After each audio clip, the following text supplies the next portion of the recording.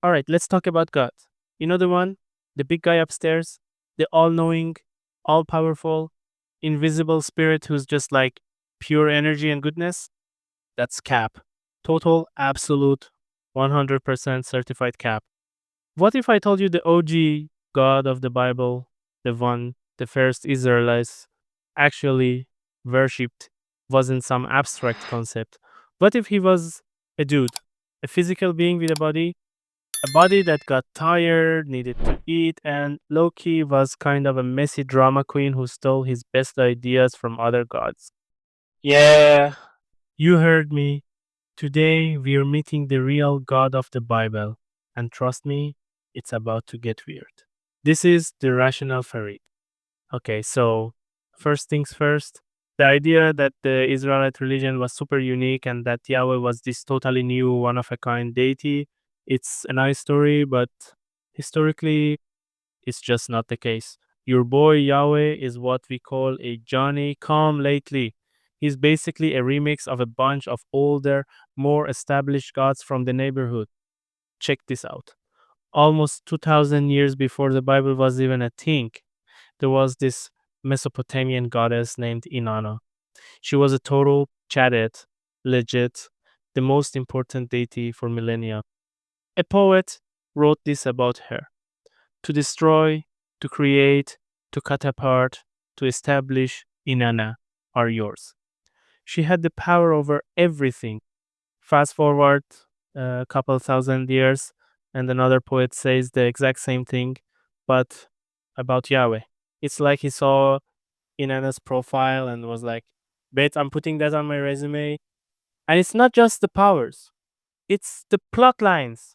You know the story of Jesus, born of a virgin, dies, buried for 3 days, comes back to life? People think that's so unique.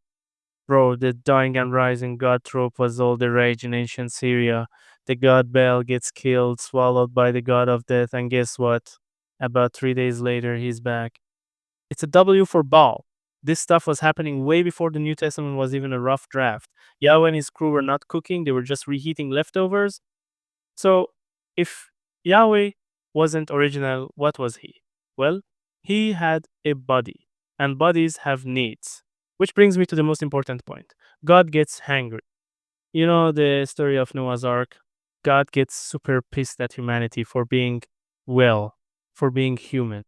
He regrets making everyone and just goes Control plus A, delete. He floods the entire planet. Total genocide. But then Noah, the one guy he saves, gets off the boat. The land is dry, and what's the first thing he does? He starts a barbecue. He makes a sacrifice. And the Bible says Yahweh smells the pleasing aroma. And right after smelling that sweet, sweet barbecue, he has a change of heart. He literally says, okay, you know what? I'm never gonna destroy all living creatures again. A barbecue saved the world from a repeat genocide. You're telling me this all powerful being wasn't just starving and irritable? We've all been there. It's a total vibe check. Sacrifice in the ancient world wasn't some deep symbolic gesture, it was literally feeding the gods. You're sharing a meal, and because he has a body, he gets tired. The whole on the seventh day God rested thing, the original Hebrew says he had to catch his breath. After 6 days of creating the universe, my man was gassed. He needed a break. Even the creation story gets a physical downgrade. We think of God just speaking things into existence, but that's a later idea. Older traditions from Egypt and Mesopotamia have gods literally getting their hands dirty. The Egyptian god Khnum crafted humans on a potter's wheel. In Sumeria, the god Enki and goddess Ninma shaped the first humans from clay. And guess what? There are biblical traditions that describe Yahweh doing the same thing. He wasn't a magician, he was a cosmic sculptor. So not only is the character of God totally different, but the story is all jumbled up. We read the Bible from Genesis to Revelation and think it's in chronological order. Nope. The famous story of Adam and Eve getting expelled from the Garden of Eden in Genesis, scholars are pretty sure that story was written in the 5th century BCE. But there's a similar older story in the book of Ezekiel from the 6th century BCE. It's about a king who lives in Eden, the garden of God, and gets kicked out because he tries to become a god himself. They wrote the sequel first.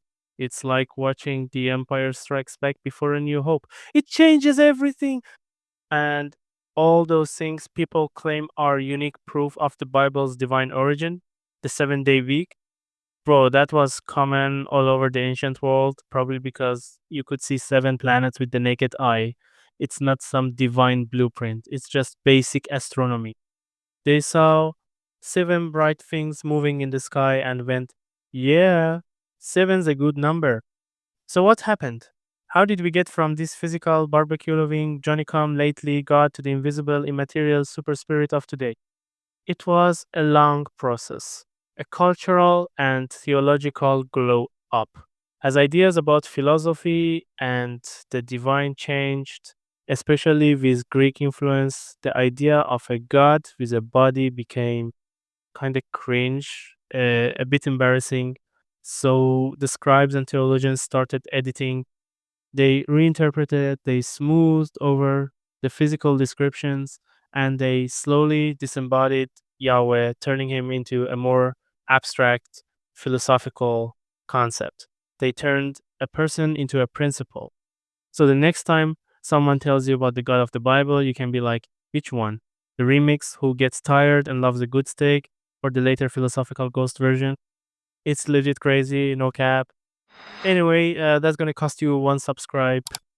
If you found this kind of historical fact checking and myth busting interesting, or maybe even a little eye opening, please hit that like button. Thanks so much for watching and spending some rational time with me. I'll see you in the next video.